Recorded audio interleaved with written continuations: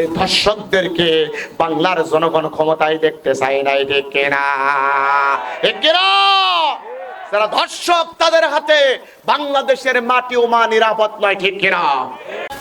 পরিমণি নায়িকা পরিমণি রাজের সাথে সম্পর্ক বিচ্ছেদ একটাই কারণ হলো পরিমণিকে নিয়ে সাকলাইনও একবার টানে, ডিবি হারুনও আরেকবার টানে, আরেকবার পুলিশ প্রধান ছিল বেনজির আহমেদ ও টানে।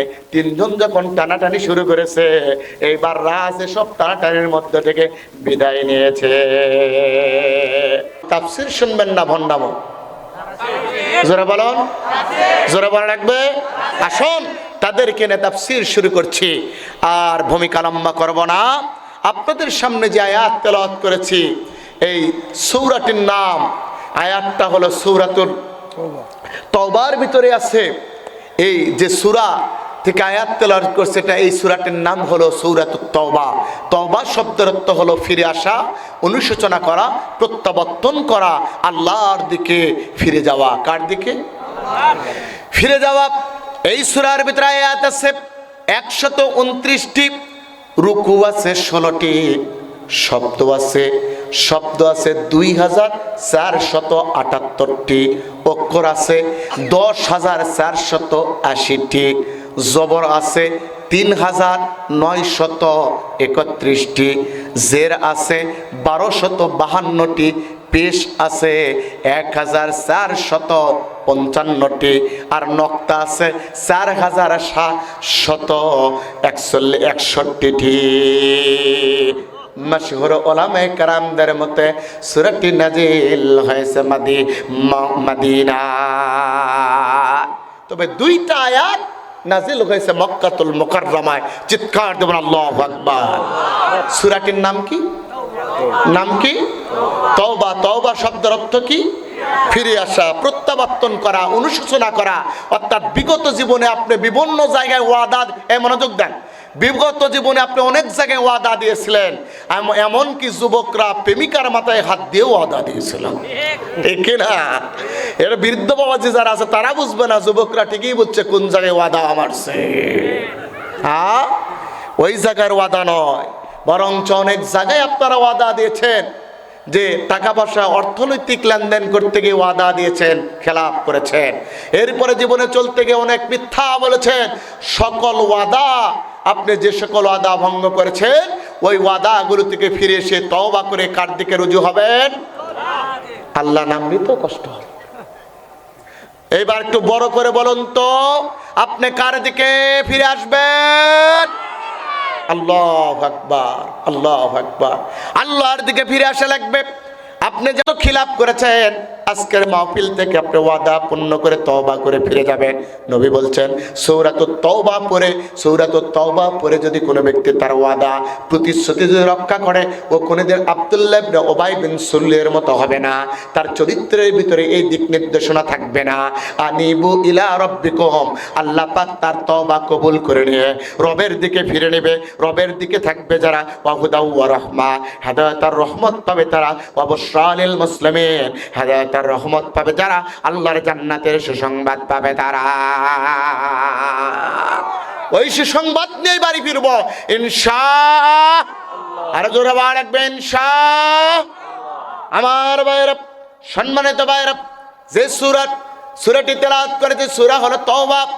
আমার ভাইরা, আবারও বলছি, সূরাটির নাম হলো সূরাতুত তওবা, অর্থ হলো অনুশোচনা, ফিরে আসা। আয়াত আছে 129টি, রুকু আছে 16টি, শব্দ আছে 2478টি, অক্ষর আছে 10,480টি, জবর আছে 3,931টি, জের আছে 1,252টি, আর পেশ আছে 1,455টি, নক্তা আছে 4,761টি। সকল উলামায়ে কেরামদের ভিতরে মতে একমত, দুইটা আয়াত দিত 129টি আয়াতের সবগুলো নাজিল হয়েছে মদিনাতুল মুনাওয়ারা। আল্লাহু আকবার বললেন না? আরে ভাই জোরে বলেন না আল্লাহু আকবার। কেমনে নাজিল হয়েছে? কেমনে নাজিল হয়েছে? আপনারা দোয়া করেছেন, কামেল ক্লাসে কিতাবগুলো পড়েছি, আপনারা দোয়া করেছেন, কিতাবটি 1 নাম্বার কিতাবের নাম বলছি, কিতাবটা আল্লামা মুহাম্মদ আলী সাবনী সাফাওয়াতুত তাফসিরের ভিতরে আয়াতের ঘটনাটা বর্ণনা করেছেন। তাফসিরে কাবিরের ভিতরে ইমাম আবু আব্দুল্লাহ মুহাম্মদ ইবনে ওমর ফখরুদ্দিন আর রাজি তাফসিরে কাবিরের ভিতরে বর্ণনা করছেন। তাফসিরে ইবনে কাসিরের ভিতরে হাফেজ ইমামউদ্দিন ইবনে কাসির, তাফসিরে বাইজাবির ভিতরে আল্লামা নাসিরউদ্দিন বাইজাবি, তাফসিরে মাজহারের ভিতরে আল্লামা সানাউল্লাহ পানিপতি, এবং তাফসিরে জামিউল কোরআন জামিউল বায়ান ফি তাফসিরুল কোরআন, তাফসিরে তাবারি ইমাম আবু জাফর মুহাম্মদ ইবনে জারির আত-তাবারি তাফসিরে তাবারির ভিতরে, এবং তামাম পৃথিবীর সর্বশ্রেষ্ঠ তাফসির গ্রন্থ তার নাম হলো রুহুল মাআনি। আল্লামা মাহমুদ আলুসি তাফসিরে রুহুল মাআনির ভিতরে এই সূরার ৮০ নম্বর আয়াতের শানে নজর নিয়ে এসেছেন। যে আয়াতটা আপনাদের সামনে তেলাওয়াত করেছি, আল্লাহ পাক বলেন ইস্তাগফির লাহুম আও লা তাস্তাগফির লাহুম ইন তাস্তাগফির লাহুম ৭০ মাররা। নবী আপনি তাদের জন্য ক্ষমা প্রার্থনা করুন, আর নবী তাদের জন্য ক্ষমা প্রার্থনা না করুন, সব হলো আপনার জন্য সমান। ৭০ বারের অধিক যদি আপনি তাদের জন্য ক্ষমা প্রার্থনা করেন, ও নবী তারা আল্লাহর জান্নাত পাবে না, ক্ষমা প্রার্থনা কবুল হবে না। কারণ আল্লাহ রাসূলকে অস্বীকার করেছে, কষ্ট দিয়েছে, পছন্দ করে না। কাদের জন্য বললেন? আল্লাহর নবী প্রশ্ন হলো, হুজুর কাদের জন্য বললেন? আয়াতটা কখন নাজিল হলো? সকল তাফসীর গ্রন্থের মুফাসসির গুলো এই আয়াতের ব্যাপারে একমত। আল্লাহর নবী মসজিদে নববীতে বসে আছে, এমন সময় একজন আল্লাহর নবী জলিলুল কদর সাহাবা, একনিষ্ঠ সাহাবা চলে আসলেন, নাম হলো আব্দুল্লাহ। জুবান দিয়ে বলুন নাম হলো কি? আরো জোরে বলুন নাম কি? নাম হলো আব্দুল্লাহ। আল্লাহর নবীর কাছে আব্দুল্লাহ আসলেন, আসার পর আল্লাহর নবীকে সালাম দিলেন, দিয়ে বলছে রাসূলুল্লাহ ইয়া হাবিবাল্লাহ, আপনার আরেকজন সাহাবা আব্দুল্লাহ ইবনে উবাই বিন সুলুলের পুত্র আমি আব্দুল্লাহ এসেছি। আল্লাহর নবী বলে, আব্দুল্লাহ ইবনে উবাই বিন সুলুলের পুত্র আব্দুল্লাহ, কি জন্য এসেছো বলো?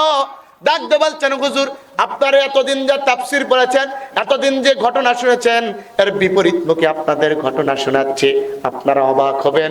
এতদিন কি শুনেছি আর হুজুর আজকে কি বলতেছে। কেন তাফসীর থেকে নোট করে নিয়ে এসেছেন।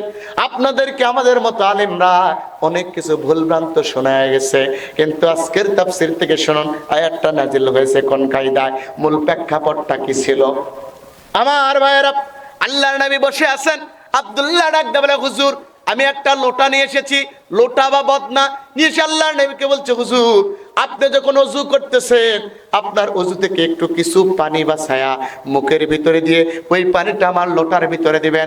আল্লাহর নবী বললেন, আব্দুল্লাহ পানি কি করবা? এবার আব্দুল্লাহ ডাক দিয়ে বলে, হুজুর আপনার সাহাবা আব্দুল্লাহ ইবনে উবাই বিন সুলুল চূড়ান্ত অসুস্থতায় পড়ে গেছে, মারাত্মক অসুস্থতা, মনে হয় দুনিয়া থেকে বিদায় নিবে এমন অবস্থা হয়ে গেছে। হুজুর আপনি যদি তাকে একটু আপনার মুখ নিঃসৃত পানি দেন, আপনার মুখের থেকে বের করে পানি দেন, আপনার মুখের ভিতর আল্লাহ পাক বারাকা দিয়েছেন, আপনার মুখের বদৌলতে আপনার মুখ নিঃসৃত পানি দ্বারা যদি আমার বাবা যদি এটা পান করে, আল্লাহ পাক তার কষ্ট লাঘব করে দিবে, ঈমানের মৃত্যু দান করে দিবে। কেন আমার আল্লাহ, ও নবী আপনি তো বলে দিয়েছেন, মান ক্বালা আখিরু কালামিহি লা ইলাহা ইল্লাল্লাহ দাখালাল জান্নাত, ওয়া ফি রিওয়ায়াতিন মান ক্বালা আখিরু কালামিহি লা ইলাহা ইল্লাল্লাহ অযাবাত দাখালাল জান্নাত। আল্লাহর নবী ডাকতে বলছেন, तमाम পৃথিবীর মানুষেরা শোনো, আল্লাহর নবী বলছেন কিয়ামতের ময়দান আসা লাগবে না।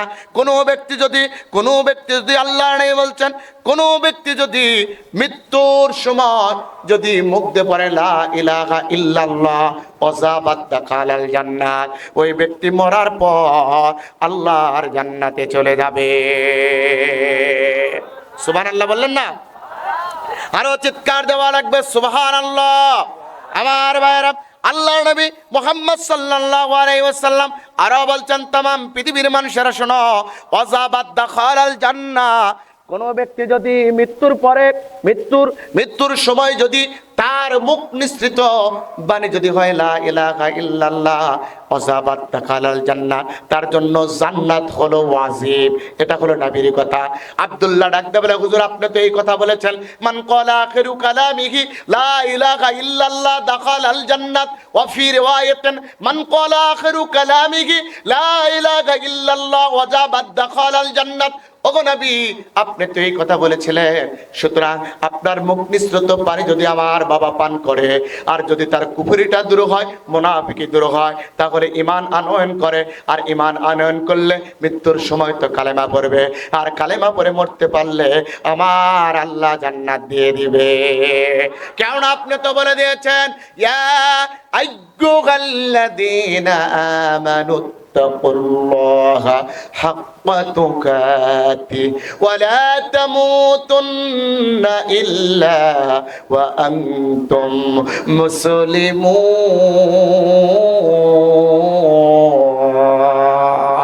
আপনি তো বলেছেন ঈমান আনয়ন করো, আল্লাহকে ভয় করো, এরপরে ভয় করার মতো ভয় করো, যথাযথ ভয় করো, যতক্ষণ পর্যন্ত প্রকৃত মুসলমান না হবে মৃত্যুবরণ করো না। হুজুর, আমার বাবা তো বদর ময়দান থেকে, আমার বাবা তো উহুদ ময়দান থেকে 313 জন সাহাবার 300 সৈন্য নিয়ে পলায়ন করেছিল। আমার বাবা হলো আব্দুল্লাহ ইবনে উবাই বিন সুলুল, মুনাফিক হয়েছে। ইয়া রাসূলুল্লাহ, ইয়া হাবিবাল্লাহ, ঈমানের শক্তিটা তার ভিতরে নাই, এই জন্য কষ্ট পাচ্ছে। আপনি যদি আপনার মুখ নিঃসৃত পানি দিতেন, আমার বাবা পান করে ঈমান আনয়ন করত। আল্লাহর নবীকে যখন এই কথা বলেছে, আল্লাহর নবী এক মুহূর্ত দেরি করলেন না, ওযু করলেন, মুখ দ্বারা কিছু পানি দিলেন, লোটার ভিতরে করে বদনার ভিতরে করে আব্দুল্লাহ নিয়ে আসলেন। আসার পর আব্দুল্লাহ ইবনে উবাই বিন সুলুলের সামনে দাঁড়ালেন, সালাম দিলেন পিতাকে। আমাদের দেশে সালাম আছে? আছে। আমাদের দেশে আব্বাকে তো সালাম দেয় না, আব্বার আম্মার একটু বয়স হলে বুড়া আর বুড়ি ছাড়া ডাকে না, ঠিক কিনা? সাহাবাদের শিক্ষা কি? বাবাকে যে সালাম দিলেন, অথচ বাবা মুনাফিক, মুনাফিক বাবাকে সালাম দিচ্ছেন। আল্লাহর নবীর ইসাব আব্দুল্লাহ ইবনে উবাই বিন সুলুল নিজের পিতাকে সালাম দিলেন। পিতা ডাক দেব, আব্দুল্লাহ ইবনে উবাই বিন সুলুল ডাকতে বলছে, আব্দুল্লাহ বলো, কি বলতে চাও? আমার বড় কষ্ট হচ্ছে, শরীরটা অসুস্থ। আব্দুল্লাহ ডাকতে বলছে, বাবা আমি বিশ্ব নবীর কাছ থেকে পানি এনেছি, এই লোটার ভিতরে একটু এই পানিটা শ্রবণ করবে। আব্দুল্লাহকে কাছে ডেকেলেন আব্দুল্লাহ ইবনে উবাই বিন সুলুল। নেওয়ার পর এত রাগান্বিত হলেন, লোটাটা নিলেন, লোটাটা নেওয়ার পর বাম হাতে নিক্ষেপ করে বললেন, মুহাম্মদকেও মানি না, মুহাম্মাদের এই পানিটাকেও মানি না, ফেলে দাও। থুতু নিক্ষেপ করলেন। আব্দুল্লাহ ইবনে উবাই বিন সুলুলের এমন দৃশ্য দেখে আব্দুল্লাহ দু চোখের পানি ছেড়ে দিয়ে আল্লাহর নবীর কাছে আসলেন। এসে ডাকতে বলছেন, হুজুর আমার বাবা হলো চূড়ান্ত ঘোরতর মুনাফিক, আপনি যদি হুকুম দেন এই ল্যাঙ্গা তরবারি দ্বারা আমার বাবার গর্দানটা আলাদা করে দে। এখান থেকে শিক্ষা হলো, বাবা যদি ইসলামের বিপক্ষে যায়, দাদা যদি ইসলামের বিপক্ষে যায়, সন্তান যদি ইসলামের বিপক্ষে যায়, ভাই যদি ইসলামের বিপক্ষে যায়, তারা আনুগত্য করা যাবে না, কেবলমাত্র শুধু মাত্র আনুগত্য করা লাগবে কার? আজকে 16 বছর কিছু ব্যক্তি ছিল যাদের দলের ব্যক্তিরা, যাদের দলের নেতা কর্মীরা আল্লাহর কোরআনের বিরুদ্ধে অবস্থান করেছে, আলেমদেরকে বন্দী করেছে, আলেমদেরকে জেলখানায় নিয়েছিল, আলেমদেরকে ফাঁসির মঞ্চে নিয়েছিল, তারপরে নামাজ পড়ে হজ করে যাকাত দিয়ে ওই দলের সমর্থন করেছে যারা, আব্দুল্লাহ ইবনে উবাই বিন সুলুলের উত্তরসূরি তারা, ঠিক কিনা?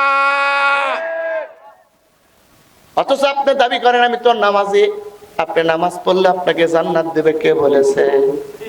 আপনি হজ করলে আপনাকে জান্নাত দেবে কে বলেছে? এগুলো কোন জায়গায় আপনার আছে বলেন তো? আল্লাহ পাক বলেছে এগুলো একটা শাখা, সর্বপ্রথম দুইটা নীতি মানা লাগবে। আল্লাহ যা করতে বলেছে তা করা লাগবে, আল্লাহ যা ছাড়তে বলেছে তা ছাড়া লাগবে। আল্লাহ যা করতে বলেছে তার ভিতরে নামাজ থাকলে নামাজ পড়া লাগবে, তার ভিতরে হজ থাকলে হজ করা লাগবে, তার ভিতরে যাকাত থাকলে যাকাত দেওয়া লাগবে, তার ভিতরে না যা থাকবে তা করা লাগবে, আর যা ছাড়তে বলেছে তা ছাড়া দেওয়া লাগবে।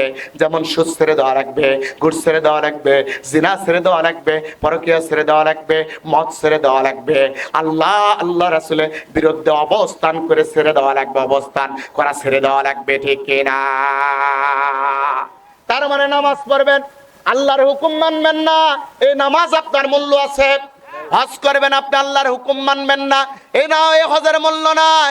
আপনি নামাজ পড়বেন, হজ করবেন, আবার কুশকোয়ার্টারে গিয়ে মদের আড্ডাখানে আপনি মদ গিলবেন। আপনি নামাজ পড়বেন, 70-80 রাকাত তাহাজ্জুদ নামাজ দেখাবেন, আর নামাজের আন্দোলন যারা করে তাদেরকে আপনি ফাঁসির মঞ্চে তুলবেন। এটা কোনোদিন জান্নাতি মানুষের স্বভাব হতে পারে না, ঠিক কিনা? আমাদের দেশে এমন মাল ছিল না। অনেক পুলিশ ভাই আমাদেরকে সেই দিন বলেছিল, হুজুর আপনি তো জানেন না, আমরা তো হাউস করে গুলি করি নাই, আমাদেরকে নির্দেশ করা হয়েছে, এই জন্য আমরা গুলি করতে বাধ্য হয়েছি। আমি বলেছিলাম, এটা আপনার মেকি কথা? আপনি বলেন আপনি চাকরি বাঁচানোর জন্য গুলি করেন, আর আমরা ইমান বাঁচানোর জন্য বাতিলের সামনে 16 বছর দাঁড়িয়ে হক কথা বলেছি, পরোয়া করি নাই, ঠিক কিনা? টাকা বড় না ইমান বড়? জীবন বড় না ইমান বড়? ইমান বড়। আপনি ইমানটা নষ্ট করে দিয়েছেন। আল্লাহ পাক বলেছেন, ওয়াল্লাযীনা লা ইয়াদউনা মা'আল্লাহি ইলাহান আখার ওয়া লা ইয়াকতুলুনান নাফসাল্লাতী হারামাল্লাহু ইল্লা বিল হাক্কি ওয়া লা ইয়াসনুন। কোন ব্যক্তি, কোন দল, কোন পরিবারে যদি 3টা জিনিস না থাকে, ওই পরিবার, ওই দল, ওই ব্যক্তিগুলো আল্লাহর জান্নাতি। কথা কার? এইবার আপনারা একটু মিলান তো। 1 নাম্বার, আল্লাহ রাব্বুল আলামিন বলছে, ওয়াল্লাযীনা লা ইয়াদউনা মা'আল্লাহি ইলাহান আখার। 1 নাম্বার, আল্লাহর সাথে শিরক করা যাবে না, মূর্তির ব্যবসা করা যাবে না। 2 নাম্বার, ওয়ালা ইয়াকতুলুনান নাফসাল্লাতী হারামাল্লাহু ইল্লা বিল হক, গোপন ভাবে হত্যা করা যাবে না। 3 নাম্বার, ওয়ালা ইয়াসনুন, জিনা করা যাবে না। এইবার 16টা বছর বলুন তো, 16টা বছর মূর্তির ব্যবসা ছিল কি ছিল না? কথা বলেন না, আরো জোরে বলা লাগবে। মূর্তির ব্যবসা ছিল কি ছিল না? কেমন মুক্তির ব্যবসা ছিল? জগদ্দল পাথরের মতে জাতির মাথার উপরে বসে রাস্তাঘাটে পথে প্রান্তরে এমন কোন জায়গা নাই, সব জায়গায় বাবার মূর্তি নির্মাণ করে একটা নমরুদের দেশে পরিণত করে চলো, ঠিক কিনা? 2 নাম্বার, ওয়ালা ইয়াকতুলুনান নাফসাল্লাতী হারামাল্লাহু ইল্লা বিল হক, সত্য ছাড়াই যাকে পেয়েছে তাকে হত্যা করেছে, যদি তার বিপক্ষে অবস্থান নিয়েছে এতটুকুই তার অপরাধ। যার প্রমাণ ইসলামপন্থী, ইসলামী মূল্যবোধে বিশ্বাসী দল, জ্ঞানপন্থী দল বিএনপির একজন নেতা ছিল, নাম হলো ইলিয়াস। তাকে পেটের ভিতরে পেট কাটায়া পাথর ঢুকায়া সমুদ্রের ভিতরে ভাসায় দিয়েছে। এবং বাংলাদেশি ইসলামী দল, বাংলাদেশ জামাত ইসলামের ছাত্র সংগঠন, ইসলামী ছাত্র শিবিরের দায়িত্বশীল বিশ্ববিদ্যালয় কুষ্টিয়ার ওলিউল্লাহ মুকাদ্দাস সহ অসংখ্য ব্যক্তিকে তারা গোপন ভাবে হত্যা করেছে। তাহলে হত্যা ছিল। 3 নাম্বার হলো ওয়ালা ইয়াসনুন, জিনা। এই যে 16 বছর গেছে, বাংলাদেশে একটাও জিনা হয় না। আপনারা কথা না বলে আপনারা সাক্ষী দিচ্ছেন হয় নাই। আপনারা যদি এইরকম সাক্ষী দেন, হাসি দেন না, আপনাদের জুবান দিয়ে যদি বলেন হসে, তাহলে আল্লাহ সাক্ষী আপনার সত্য বলছেন। আর যদি চুপ থাকেন, মনে করবেন ওই দলের সমর্থন করতেছেন। এইবার জুবান দিয়ে বলেন তো, 16 বছর জিনা হয় কি হয় নাই? 16 বছর জিনা করেছে, হয় নাই, শুধুমাত্র ডাইরেক্টলি জোর করে ধর্ষণ করেছে।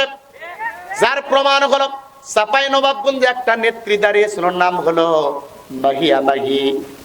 এই মাহিয়া মাহিকে টাকলো মোরাদ জামালপুরের এমপি এ পুলিশ দিয়ে, র‍্যাব দিয়ে, ডিবি দিয়ে, ডিএসপি দিয়ে, এনএসআই দিয়ে তুলে নিয়ে গিয়ে ধর্ষণ করবে, হুমকি দেয়। তার মানে প্রকাশ্যে হুমকি দেয়, অপ্রকাশ্যে কত খারাপ করে আপনার মাথা খেলে। এরপরে পরিমণি নায়িকা পরিমণি রাজের সাথে সম্পর্ক বিচ্ছেদ, একটাই কারণ হলো পরিমণিকে নিয়ে সাকলাইনও একবার টানে, ডিবি হারুনও আরেকবার টানে, আরেকবার পুলিশ প্রধান ছিল বেনজির আহমেদ, ও টানে। 3 জন যখন টানাটানি শুরু করেছে, এইবার রাজ এসব টানাটানির মধ্যে থেকে বিদায় নিয়েছে। এখানেও জিনা ছিল। এরপরে 5 আগস্টের পরে আরেকটা নিকৃষ্ট নেত্রী ছিল, নাম হলো অশ্লীল নৃত্যের শ্রেষ্ঠ নায়িকা, নাম হলো নিপন। কি নাম? নিপন। ও নাকি আগে থেকে 16 বছর শেখ সেলিমের বিছানা গরম করত। এরপরে তো অসংখ্য না, যে নামগুলো আর বলতে চায় না।